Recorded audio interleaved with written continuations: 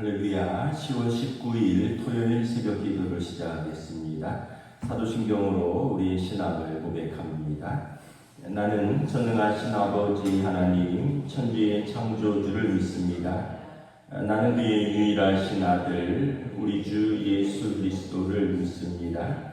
그는 성령으로 잉태되어 동정녀 마리아에게서 나시고 본디오 빌라도에게 고난을 받아 십자가에 못 박혀 죽으시고 장사된 지 사흘 만에 죽은 자 가운데서 다시 살아나셨으며 하늘에 오르시어 전능하신 아버지 하나님 우편에 앉아 계시다가 거기로부터 살아있는 자와 죽은 자를 심판하러 오십니다. 나는 성령을 믿으며 거룩한 공교회와 성도의 교제와 죄를 용서받는 것과 몸의 부활과 영생을 믿습니다. 아멘. 찬송가 289장 찬양하시겠습니다.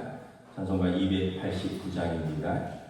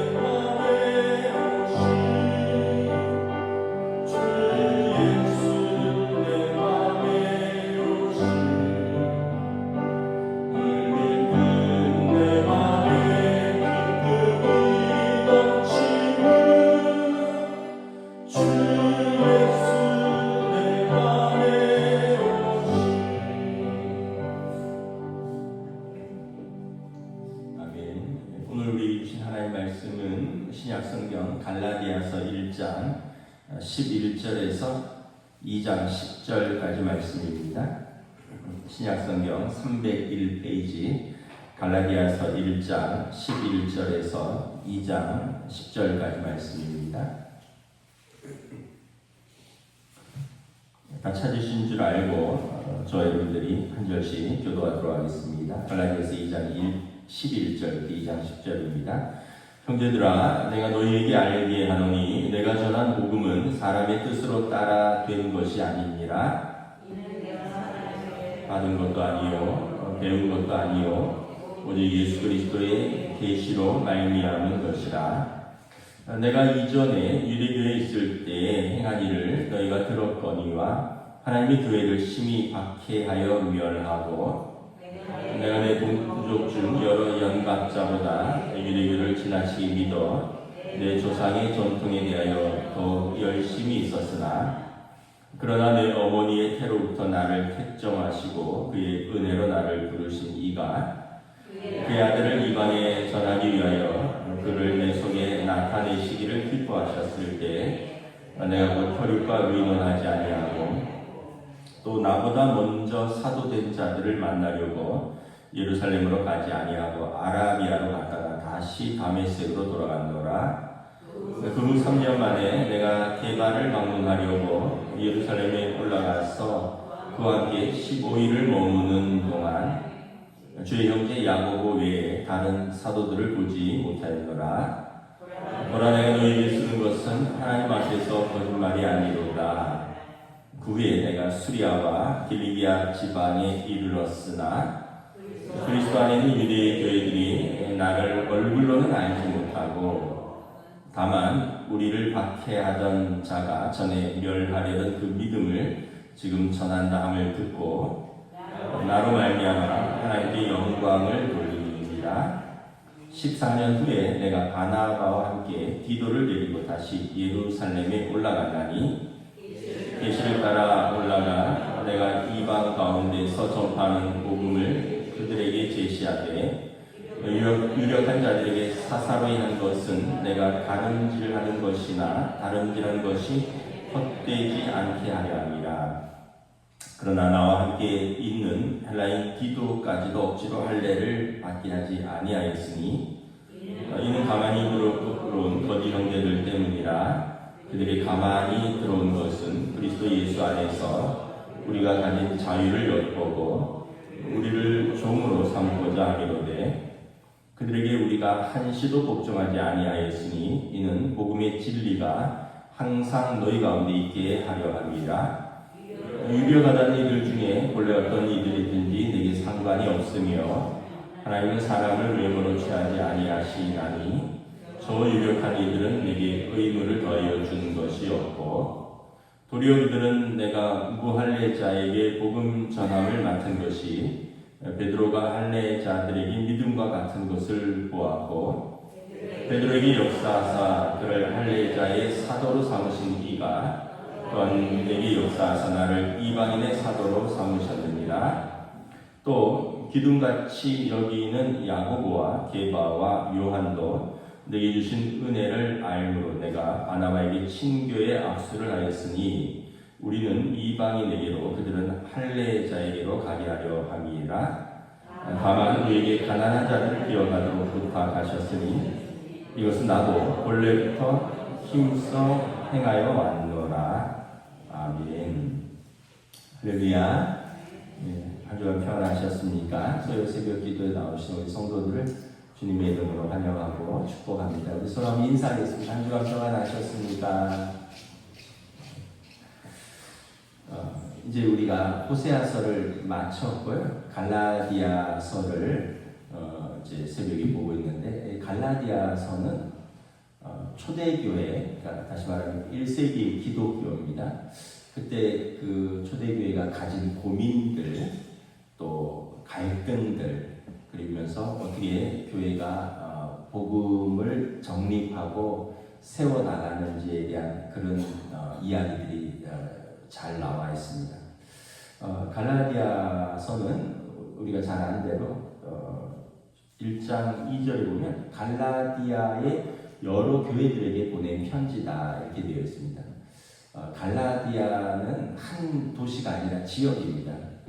지금의 이제 튀르키예, 터키 중북부 지역의 갈라디아 지역. 옛날에는 이제 소아시아 지역이라 그랬는데 지금의 이제 튀르키예 중북부 지역인데 사도 바울이 이제 1차 전도 여행 때 이제 예루살렘 교회에서 사도행전 13장에 보면 안디옥 교회의 목회자로 바울과 바나바를 파송하고 이 수리아의 안디옥입니다.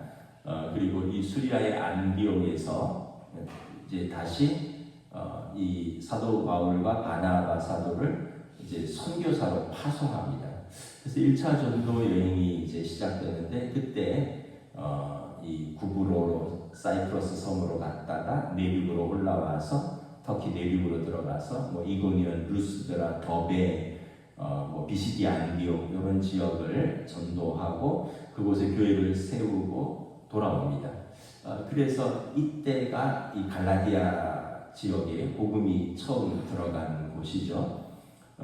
그리고 나서 2장 1절에 보면 14년 후에, 그러니까 14년이 훨씬 더 지났다는 걸 이야기합니다. 그러니까 이제 바울 사도가 1차 전도여행, 2차 전도여행, 3차 전도여행 중에 갈라디아 교회의 어떤 복음의 어떤 본질에 대한 문제가 생겼다라는 이야기를 듣고 그곳에 목회 서신을 쓴 겁니다. 그래서 1장 2절에 보면 갈라디아 지역의 여러 교회들, 그러니까 이 목회 회람 서신입니다. 한 교회가 아니라 갈라디아 지역의 여러 교회들에게 바울 사도가 이 편지를 좀 회람해서 읽고 복음에 대해서 바로 설하라는 거죠.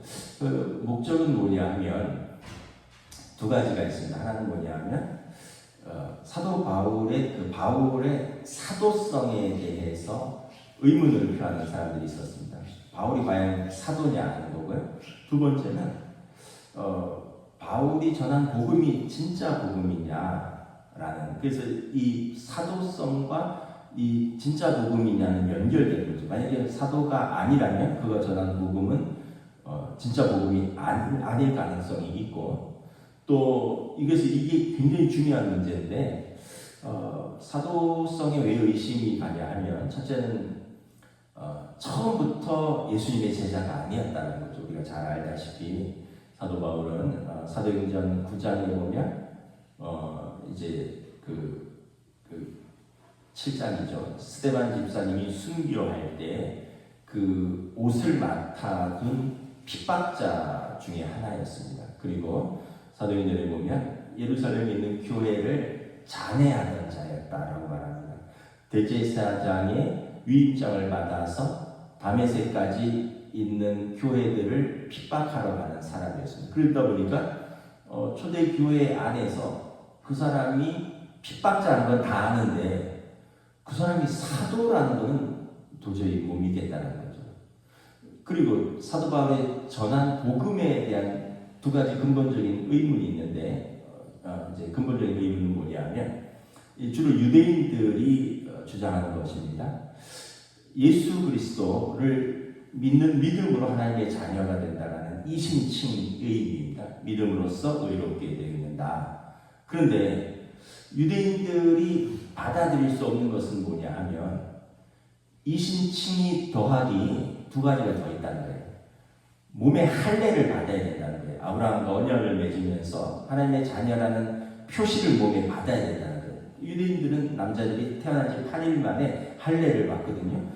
그 이방인 너희들도 하나님의 자녀가 되려면 이심칭이 더하기 남자들은 우리처럼 할례를 받아야 된다. 근데 사도 바울은 할례를 받을 필요가 없다 그러거든요. 이방인들은, 유대인들은 유대인답게 받아라. 너희들은 언약의 자녀고 그 표시를 몸에 받는 것을 말리지 않는다. 그러나 이방인들을 위하여 예수 그리스도께서 십자가를 지셨는데 이방인들이 유대인처럼 할례 받을 필요는 없다는 거예요. 그리고 또 그 유대인들은 우리처럼 613가지 율법을 다 지켜야 된다는 거예요. 율법에 보면 먹어야 되는 거, 먹지 말아야 되는 거, 뭐 날과 달과 절기와 뭐 이런 것들이 많이 있는데 이방인들은 뭐 우리도 이방인이잖아요. 여러분 우리 이방인입니다. 이방인들 돼지고기 먹죠. 이방인들 그 뭐 물고기 중에 지느러미 없는 거 먹지, 무슨 뭐 비늘 얻는 거 먹지 말라는데 우리 뱀장어도 먹죠.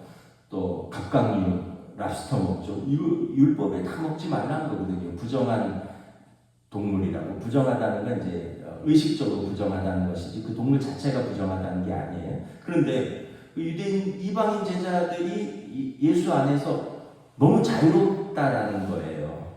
아니 우리는 안 먹는 것도 있고 율법에 따라 먹어야 되는 것도 있고 먹는 것도 도살하는 방법이 다 따로 있고 날과 달과 절기와 시간들이 다 지켜야 되는 게 있고 몸에 할례도 받고. 근데 사도 바울은 이 사람은 이방인 교회에다가 복음을 전하면서 예수를 전하는 것 좋은데 우리가 알고 있던 것을 훼손한다는 거예요. 그래서 바울 사도가 율법의 훼손자라는 별명을 가지고 있고, 그래서 유대인들 예루살렘에서 예수를 잘 믿는 유대인들이 여기에 대해서 의문을 이제 표시하는 거죠. 그리고 바울이 전하는 그 이방인 교회들을 찾아다니면서 바울은 우리가 잘 아는데 그는 사도가 아니다. 우리와 함께 뭘 배우거나 활동한 적이 없다. 그리고 바울은 너희들에게 반만 가르쳤다. 복음을 제대로 가르치지 않았다는 거예요. 그래서 갈라디아서를 쓴 목적은 뭐냐면 사도 바울이 사도적 권위에 대한 변증이고요. 또 자신이 전한 복음이 반쪽짜리 복음이나 다른 복음이 아니라 그리스도에게 받은 참된 복음이라는 것을 변증하는 것입니다. 그래서 이 갈라디아서는 신학적으로 굉장히 중요한 서신입니다. 그리고 초대교회가 가지고 있었던 많은 고민들, 또 이단성 논쟁에 대해서 아주 잘 요약해주는 서신입니다. 6장밖에 안 되지만 로마서와 함께 이 이신칭, 믿음으로써 의롭게 되는 그 하나님 나라의 복음을 가장 잘 요약한 서신입니다. 그래서 오늘에서도 쭉 보면 1장 쭉 보면 1절에서부터 이렇게 시작합니다. 어제 말씀을 보았는데 나는 예수 그리스도와 그를 죽은 자 가운데서 살리신 하나님 아버지로 말미암아 사도가 되었다. 사도적 자신의 권위는 내가 사도가 된 것이 아니라 누가 나를 사도라고 준 것도 아니고 예수 그리스도와 그를 죽음에서 부활시킨 하나님 아버지께서 나를 사도로 부르셨다는 거예요. 그리고 6절에 보면 1장 6절에 너희 갈라디아 지역의 교회들에 이상한 복음이 들어왔고 그것을 따르는 사람들을 있다는 그 소식을 내가 전해 듣고 그걸 이상하게 위해서 편지를 쓴다는 거예요. 그래서 7절, 8절에 다른 복음은 없다. 내가 전한 것 외에 다른 복음은 없다. 하늘의 천사들이라도 내가 전한 복음 외에 다른 복음을 전한다면 그는 저주를 받을지어다. 아주 강력하게 말을 한 거죠.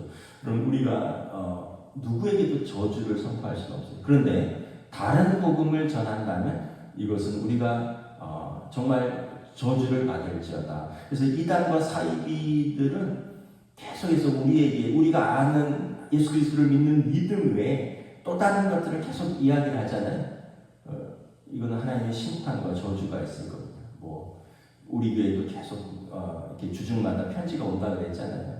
신천지에서도 오고 구원파에서도 오고 또 하여튼 하나님의 교회에서도 오고 그러니까 다른 복음은 없다는 거예요. 여러분 제가 부족한 목사지만 다른 복음을 전하지는 않습니다. 예수 그리스도 외에 다른 어떤 구원을 얻는 것을 여러분 자꾸 어디서 귀를 기울이고 어디 가서 들었는데 다른 어떤 우리 목사님이 가르치지 않는 말하지 않는 다른 것이 있다더라. 이거는 어떤 저의 정체성과 또 성경의 말씀을 두고 맹세하는데 다른 복음은 없다는 거예요. 이단에 한번 갔다 오면 기존 교회의 가르침을 다 뒤집어 버립니다. 교회에서 가르치지 않는 것이 있다. 요한계시록에 그 거룩한 백성 14만 4천 명 그 이마에 인침을 받지 않는 그 14만 4천 명 안에 들어가야 된다. 그래서 광화문에 가보면 앞뒤로 이렇게 빨간 거 맨 할아버지들 이런 분들이 베리타스 어쩌고저쩌고 바코드 어쩌고저쩌고 14만 4천 명의 흰 백보자 심판에서 살아남을 사람들은 이걸 받자 이런 거 하면 너무 마음도 아프고 너무 민망해요. 그분들이 사실은 나쁜 사람이라기보다는 이단과 사이비의 잘못 꼬임을 받아서 사실은 노방전도 하는 거거든요. 명동이나 이런 데서 종로 3단 광화문 사거리에서 자기 얼굴과 자기 시간을 내서 전도하는 거잖아요. 그 사람들은 그걸 진리라고 믿기 때문에. 그런데 다른 복음을 잘못 들었다는 거죠. 그 사람들, 그분들에게 그 복음을 전한 사람들은 하나님의 심판과 저주가 있다는 거. 다시 당시의 그 갈라디아 지역의 교회들에게 들어와서 다른 복음을 전하는 사람들이 있다는 거예요. 그래서 오늘 1장 11절에도 보면 내가 전한 복음은 사람의 뜻으로 된 것이 아니다. 12절에 내가 사람에게 받은 것도 아니고 사람에게 배운 것도 아니다. 나는 오직 예수 그리스도의 계시로 말미암은 것이다. 예수 그리스도께서 나에게 전해주신 것이다. 사도행전 9장에 보면 정오의 햇빛보다 더 밝은, 우리가 찬양 부른 289장에 그런 표현이 있더라고요. 사망의 음침한 골짜기 가다가 밝은 빛 호련히 비쳐 저 멀리 하늘을 환하게 열리는 예수를 내가 보았다. 이 아까 부른 찬양이 사도 바울의 그 사도행전 9장에 예수님을 만난 그 고백을 찬양으로 하는 겁니다. 내가 전한 복음은 임의로 전하는 것이 아니라 사람에게 듣고 사람에게 배운 것이 아니라 예수님에게서 계시로 받은 복음이다. 그러니까 이 다른 복음이 아니라는 거죠. 사도됨의 기원을 변명을 합니다. 왜냐하면 사도 바울은 갈라디아 지역의 1차 전도 여행 중에 교회를 개척하고 복음을 전하고 떠났는데 이제 이후에 계속해서 유대에서 온 그 거짓 교사들이라고 사도 바울은 표현을 하는데 이 사람들이 와서 그가 정말 사도냐? 우리가 예루살렘에 있는 12사도를 알고 있다. 그 사람들의 이름에 사도 바울이 없다. 그리고 우리는 사도 바울이 그렇게 예수 열심히 믿는 걸 본 적도 없다. 이러면서 이제 그는 사도가 아니다라고 이제 대적하는 것에 대해서 사도 바울이 자신을 변명하는 겁니다. 13절 14절에 보면 그래 맞다. 나 예전에 유대교회에 있었고요. 그때 하나님의 교회를 심히 핍박하던 사람 맞다. 14절에 보면 내가 그 유대교와 그 율법의 전통에 다른 사람 누구보다도 더 열심히 있는 자 맞다라는 거예요. 그런데 15절에 보면 모태에서부터 나를 알고 나를 부르신 그 하나님이 나를 은혜로 사도로 부르셨다는 거예요. 16절에 보면 사도행전 9장에 이제 다메섹 도상에서 만난 그 예수님 이방인의 사도로 자신을 부르셔서 나는 혈육과 의논하지 않고 내가 이 전도자의 길을 가기로 결정하였노라. 그리고 17절 18절은 이거는 이제 사도 바울의 사역 기간에 3년이 비어요. 이 사도행전이나 이런 다른 곳에서 언급하지 않는데 오직 갈라디아에서만 언급을 합니다. 그 3년의 비는 기간 동안에 내가 어디 있었느냐? 아라비아 광야로 갔다라는 거예요. 그 왜 아라비아 광야로 갔을까에 대해서는 더 이상 어떤 언급이 없는데 사도 바울의 공식적인 활동을 하기 3년 동안에 아라비아로 가서 3년의 공백이 있는데 이제 사도 바울을 연구하는 신학자들은 그가 그곳에서 예수 그리스도와의 깊은 교제와 기도 속에 아마 사도로서 준비되는 시간이 아니었겠나. 회심하자마자 바로 사역으로 뛰어든 게 아니라 3년간의 공백이 있다는 거죠. 이거는 사실 신학적으로 굉장한 논쟁거리입니다. 과연 3년 동안 뭘 했었느냐, 어디에 있었느냐. 근거는 오직 갈라디아서 여기밖에 나오지 않습니다. 내가 아라비아 광야로 갔었다. 그리고 이후에 다시 다메섹으로 가서 예수님을 만났던 다메섹으로 갔고, 그리고 바나바의 천거를 받아서 예루살렘으로 돌아와서 사도들을 만났다. 18절에 3년 만에 아라비아 사막에서 돌아와 예루살렘으로 돌아와서 바나바의 추천을 받고 예루살렘 교회 지도자 베드로 사도와 주의 동생 야고보를 만났다라는 것입니다. 20절에 보면 19절에 보면 다른 사도들은 내가 그때 보지 못했더라. 예루살렘에 15일 동안 거주하면서 20절에 내가 지금 여러분들이 쓰는 것은 하나님 앞에서 하나도 거짓말이 없다. 예루살렘에서 온 사람들이 사도 바울을 본 적이 없다. 그가 핍박자인 것만 봤다. 그가 예수를 전한다고 하는데 그가 사도가 아니다. 이런 것에 대해서 지금 자신을 변증하는 것입니다. 그래서 그 후에 이제 21절, 22절에 그 후에 예루살렘 교회의 파송을 받아서 사도행전 13장 이후에 수리아의 안디옥 교회로 바나바와 함께 목회자로 파송을 받았고 수리아의 안디옥 교회에서 바나바와 함께 선교사로 파송을 받아서 길리기아 지방으로 갈라디아 지방으로 선교사로 떠난 것이다. 그래서 22절에 그리스도 안에 있는 유대의 많은 교회들이 나에 대해서 듣기는 들었는데 얼굴을 많이 알지 못하는 것도 사실이다라는 거예요. 왜냐하면 핍박자 바울에 대해서 그 무서운 소문을 듣고는 있었지만 그가 예루살렘에서 복음을 전하거나 교회 활동을 왕성하게 하는 것을 본 적은 없다라는 그 사람들의 말도 일부는 사실이라는 거예요. 그러나 그들도 23절에 보면 우리를 박해하던 자가 전에 자기가 멸하려고 하던 그 믿음을 전한다 함을 듣고 그들 나로 말미암아 하나님께 영광을 돌리니라. 예루살렘에 있는 교회가 사도들이 바울과 바나바를 파송했고 수리아의 안디옥 교회가 바울과 바나바를 파송했고 그래서 그 핍박자가 지금은 복음 전도자가 되었음을 유대의 많은 교회들이 유대의 교회들이라는 얘기는 뭐냐면 유대인들의 예수 믿는 사람들 지금 메시아님 주죠. 예수님을 영접한 유대인들이 그들이 바울에 대한 소식을 듣고 하나님께 영광을 돌린다. 그런데 나를 얼굴로 자세히 본 것은 아니다라는 거예요. 그러면서 사도 바울이 나는 이방인의 사도로 부름을 받았다라는 거예요.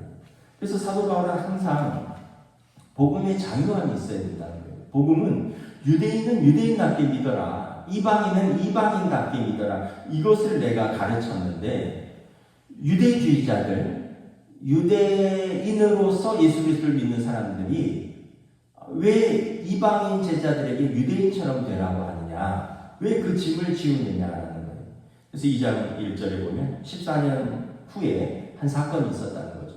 내가 예루살렘에 바나바와 디도와 함께 선교 보고를 위해서 방문을 했는데 디도는 바울 사도가 전도한 이방인 제자입니다. 디모데는 바울 사도가 전도한 유대인 제자고요. 그런데 디도는 너는 이방인으로서 굳이 할례를 받을 필요가 없다라고 해서 할례를 권유하지 않았고 이방인 제자 디도가 할례를 받지 않았다는 거예요. 근데 예루살렘에 오니까 사람들이 예루살렘에 있는 교회의 사람들이 바울에 대한 이상한 소문이 사실이었구나. 그가 예수를 전하지만 할례를 부정하고 율법을 다 지키지 않아도 된다라고 이방인들에게 전한다는데 디도를 보니까 맞네. 그가 거짓 사도도 반쪽 복음만 전하는 거다라는 것이죠. 그래서 3절에 내가 디도는 헬라인 아니냐 억지로 할례 받을 필요가 없다라고 생각하여 할례를 베풀지 않았다. 그 유대인들의 주장이 아까 세 가지라고 했잖아요. 유대인 예수 그리스도를 믿는 유대인들 예수님을 믿는 것 플러스 몸에 할례를 받는 것 플러스 613가지 율법의 조항을 모두 지키라. 근데 사도 바울은 로마서 7장에 내가 과거 유대인일 때 그 율법의 조항을 지키려고 부단히 애를 썼는데 내 안에 죄성 때문에 다 지키지 못하는 자신을 보면서 내가 마음으로는 원이로 내 육신으로 이 하나님의 법을 지키지 못하는 자신을 보면서 절망했다고 했잖아요. 이 사망을 보면서 누가 나를 건져내랴. 그런데 예수 그리스도의 생명의 성령의 법이 죄와 사망의 법에서 나를 건져내었노라. 그래서 바울 사도가 예수님을 만나서 깨달은 것은 뭐냐 하면 이 율법의 행위가 아니라 율법의 행위는 몸에 할례를 받는 것이고요. 율법의 조항들을 다 지키는 것을 말합니다. 그런데 율법의 행위가 우리를 구원으로 얻는 것이 아니라 예수 그리스도의 십자가의 속량이 우리를 구원으로 인도한다는 거예요. 그래서 로마서 3장에 보면 우리가 예수 그리스도의 속량으로 말미암아 하나님 아버지께서 우리의 전에 지은 죄를 간과하시고 우리를 의롭다 하셨으니 이는 하나님께서 의로우사 예수 믿는 자들을 또한 의롭게 하셨으니 그러면 우리가 의롭게 된 것은 우리의 무슨 행위냐 무슨 법으로냐 아니라 믿음의 법이로니라. 우리의 행위와 어떤 법이 아니라 하나님의 은혜로다. 우리의 믿음의 법이로다. 이게 사도 바울이 깨달았고 이것을 전하는데 이방인들에게 자기들도 매지 못하는 율법의 무거운 멍에를 매라고 강요한 것이 옳으냐는 거예요. 그래서 사도행전 15장에 보면 초대교회의 그 예루살렘 공회, 우리로 말하면 지금 총회가 열립니다. 매년 총회를 하죠. 각 교회들이 다 모여서 중요한 어떤 사안들을 의논하고 결의하는 것이 총회인데 예루살렘 총회가 공의회가 열리는데 그때 이제 이방인들이 예수를 믿고 하나님께로 돌아온다라는 안건이 올라왔어요. 그러면 이방인 제자들을 어떻게 할 거냐? 그때 이제 베드로 사도가 손을 들고 말하죠. 사도행전 10장에서 내가 기도하던 중에 성령께서 하늘에서 보자기 같은 걸 내려줬는데 그 보자기 보니까 우리 율법에 먹지 말라고 금한 동물들이 가득하다라는 거예요. 근데 하늘에서 소리가 나는데 베드로야 일어나서 잡아먹으라. 나는 부정한 동물 먹을 수 없습니다. 먹어도 된다. 안 됩니다. 먹어라. 안 됩니다. 내가 먹으라 한 것을 네가 왜 부정하다 하느냐. 이 환상을 깨고 나서 한 사람이 나를 찾아왔는데 로마의 군대 장관 백부장 고넬료가 기도하는 중에 베드로를 불러서 청하여 나에게 하나님의 말씀을 들으라는 성령의 음성이 있었다는 거예요. 그래서 내가 심부름을 왔노라. 베드로가 이방인을 상종을 안 했는데 하나님께서 나에게 이방인에게 가라고 하는 이 환상이구나 하고 고넬료의 집에 가서 그의 집에 머물면서 복음을 전하고 그래서 그들이 회개하고 예수를 믿고 그들에게 세례를 주었더니 그들이 동일한 성령을 받고 방언도 하더라. 그래서 베드로 사도가 예루살렘 공의회에서 이방인들이 예수를 믿고 하나님의 자녀로 돌아오는 것에 대해서 찬성한다. 내가 경험했고 성령의 역사였고 그들도 우리와 같이 하나님의 자녀로 받으셨다. 그리고 나서 이제 바울 사도가 이방인들에게 무거운 짐을 지우지 말라. 그 야고보 사도가 예루살렘 총회 의장이거든요. 정리를 해줍니다.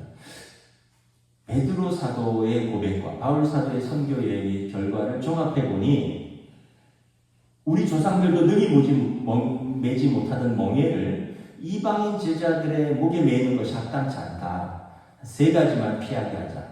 그들의 삶에 일상화되어 있는 음행과 목매어 죽인 것. 목매어 죽인 것은 이제 짐승을 먹을 때 어떤 유대인들의 피를 다 빼야 되는 도살법이 있는데 목매어 죽였다는 것은 어떤 면에서 보면 동물 학대거든요. 그다음에 피째 먹지 말라. 피는 생명이. 이 세 가지만 금지하고 나머지는 이제 자유롭게 믿음으로써 하나님의 자녀되는 길을 열어주자. 그리고 이 예루살렘 공의회가 결정한 것을 편지로 써서 이방인 교회들에게 서신으로 돌리고 각 교회 회당에서는 안식일마다 이것을 회람하여 읽고 지키게 하라. 이게 이제 첫 번째 교회의 총회, 예루살렘 공의회에서 야고보 의장이 사회를 맡았고 베드로 사도가 안건을 올렸고 바나바와 바울 사도가 거기에 보고를 해서 결정된 이방인 교회들의 정해진 첫 번째 결정입니다. 그래서 내가 이 복음을 그 결정에 따라서 전하는데 4절에 보면 2장 4절에 보면 가만히 들어온 거짓 형제들, 이 사람들은 유대에서 온 유대주의자들인데 이 사람들이 바울의 복음이 변질되었다고, 왜 디도에게는 할례를 주지 않게 하느냐고 그러면서 4절에 보면 우리가 그리스도 안에서 얻은 자유를 엿보고 다시 우리를 율법의 종으로 끌고 가고자 한다는 것입니다. 그래서 5절에 그들에게 조금이라도 복종할 필요 없다. 그 말에 귀 기울일 필요가 없다. 너희는 복음의 진리 가운데서 자유케 된 하나님의 자녀이지 율법의 노예가 된 사람들이 아니다라는 거예요. 그러면서 6절에 특별히 예루살렘에 있는 유력자들, 아마 예루살렘 교회의 사도들 말고 열심히 예수 믿는 유대인들 중에서 이 율법과 할례에 대해서 강조하던 사람들이 있었나 본데, 그래 그 사람들 근데 유력자들 여기 보려면 바울 사도가 뭐냐고 하면 그 사람들이 과연 하나님 앞에서도 유력자냐? 나는 그 사람들에게 관심 없다. 하나님은 사람을 외모로 취하지 않는다. 유력자들이라는 것은 사람들이 볼 때 유력자들이 하지 하나님은 외모로 사람을 취하지 않고 중심을 보시는 하나님이시다. 그 유력자들의 말에 나는 관심이 없다. 그리고 그 유력자들이 나를 사도 삼은 것도 아니고 그 유력자들이 나에게 사도의 의무를 준 것도 아니다. 7절에 보면 베드로를 사도 삼으사 할례자들의 전도자로 세우신 예수 그리스도께서 나를 동일하게 이방인들의 사도로 삼으셨다. 예수님이 베드로를 사도 삼아서 예루살렘 교회를 맡겨주셨듯이 예수님께서 나를 이방인의 사도로 부르시고 사명을 주시고 나를 이방인의 교회를 맡겨주셨다는 거예요. 이방인 제자들은 나의 전한 복음을 들으면 된다는 거예요. 9절에 보면 그래서 12사도들 예수님의 동생 야고보, 예루살렘 교회의 기둥과 같이 여기는 야고보, 주의 제자, 주의 동생 야고보입니다. 예루살렘 교회 총회 의장이었고요. 예수님의 동생 야고보와 게바와 요한, 이러한 사도들이 내게 주신 이 예수님의 사도의 직분을 인정하고 내게 주신 그 은혜를 알고 나와 바나바에게 친교의 악수를 했고, 그리고 우리는 이방인에게, 예루살렘의 사도들은 예수님의 사도들은 유대인 할례자들에게, 우리는 할례 없는 이방인들에게 사도로 나아가노라. 다만 10절에 율법의 가르침을 따라 이방인 제자들에게 특별히 가난한 자들은 기억하고 돌보라. 율법에 대해서 다 알고 다 지킬 수는 없지만 아까 말했던 거 음행을 피하고 목매어 죽이는 것, 핏째 먹지 말고, 그리고 하나님의 말씀을 따라 가난한 자들을 기억하고 그들을 돌보라. 이 정도만 부탁했지 할례 어떤 먹어야 되냐 먹지 말아야 되냐 이런 것들로 여러분들을 월검해라고 하지 않았다. 이게 사도행전 1장과 2장, 갈라디아서 1장과 2장의 내용이고요. 그리고 이제 6장까지 계속 이것을 말씀하는 것입니다. 그래서 갈라디아서의 주제는 크게 이렇게 나눌 수 있습니다. 이신칭의, 믿음으로써 의롭게 된다. 두 번째는 자유의 복음입니다. 매이는 복음이 아니라 자유의 복음. 우리가 예수 그리스도를 믿고 하나님의 자녀가 되었죠.